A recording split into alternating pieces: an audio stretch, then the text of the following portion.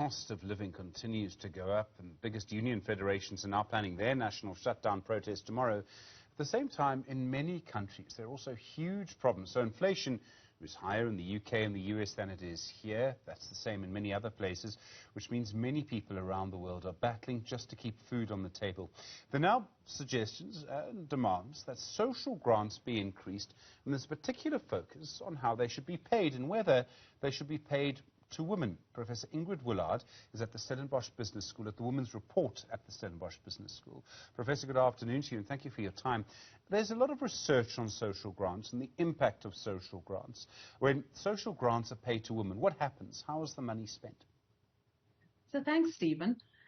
I think it's worth noting that in South Africa, the majority of grants are paid to women, and I think that's an aspect that we don't talk about enough.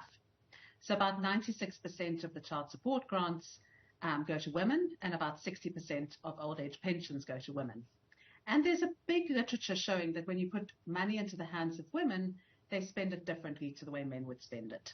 So women are more likely to spend money on food for the household. They're more likely to invest in children's education by paying for school uniforms, for example.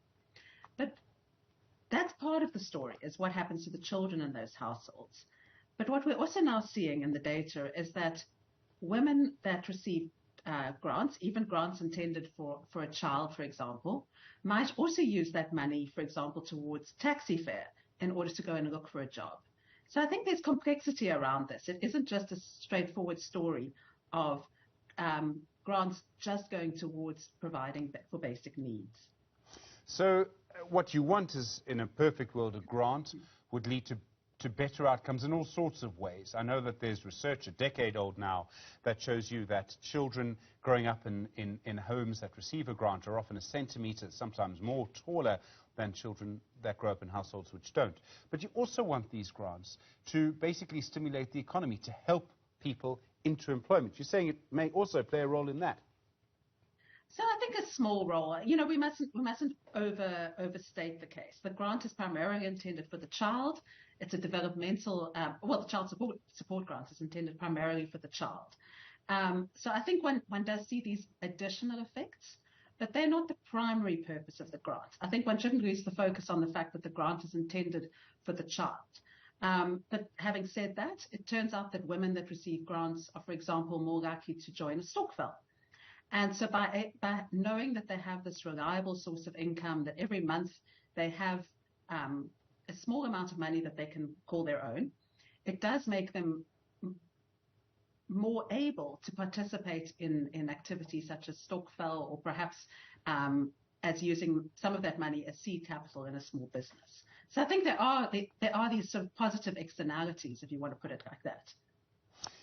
Is there research on what happens when a social grant is increased? So during the pandemic, and maybe it wasn't the best time to do the research, the childcare grant was increased, although not for the number of children, but for the number of households. But is there research to show what happens if certain social grants that are paid out, particularly to mothers and grandmothers, is increased? Yes, so I think that's an important question. I don't think we completely know what happened to that top-up grant that we saw during the pandemic. It was intended very much as emergency relief. There was a strong sense that households were taking tremendous strain during the pandemic. So I think we have to therefore rely much more on the literature around what do we know about the existing grant structure. And there one certainly sees these very strong effects in terms of when a grandmother receives the grant or when a mother receives the grant. We know, as you said earlier, that children end up being better nourished. So that's an important outcome. But there's now also evidence showing that children are 10 percentage points more likely to stay in school. And I think that's a very powerful result. That even though the child support grant is a very small amount of money, it's only 480 Rand a month, it does have these incredibly strong developmental effects. So, Professor, there's a big conversation at the moment in our society around a basic income grant. And the idea would be that everyone over the age of 18 would get a small amount of money. If the aim is to try and increase or to try and have the maximum amount of, let me call it a phrase, social good, if we want to do that and we only have a certain amount of money to spend, we can't spend all of government's money on a social grant. This leads to a really interesting conversation around whether a basic income grant would lead to the maximum social good, or whether for the same amount of money you would get a better amount, a higher amount of social good by giving it to mothers and grandmothers or only women rather than men. I realize it's a man suggesting this.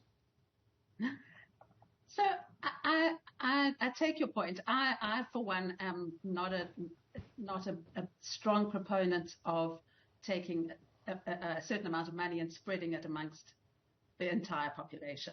I do think that there's a role for targeted grants. I think that one can get more bang for one's buck by saying that we're actually going to have means-tested grants, that we're going to ensure that they go where there is greatest need. And I know that's a minority view amongst my colleagues in South Africa. I know that many economists are arguing that it would be better to make it a universal benefit and simply claw the money back through the tax system.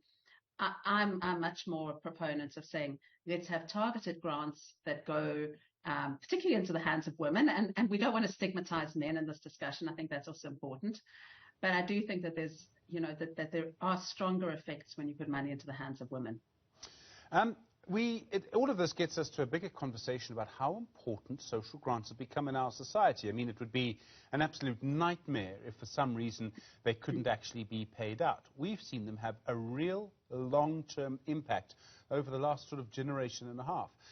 The payment of social grants to people really has a huge impact. It literally seems to save people, it's the difference in some cases, perhaps, between life and death. It really is. And I think, again, there's such a narrative out there at the moment around dependency and welfarism, but we need to think about what is the alternative. If grants simply were cut off tomorrow, 6 million people would immediately be plummeted into dire poverty. And as you said, for many, many households, this is the only source of income. So I think we need to think about this as households being reliant on the grants. That's not the same thing as being dependent on them. But what exactly is the alternative right now? These are households that simply don't have another means of economic support.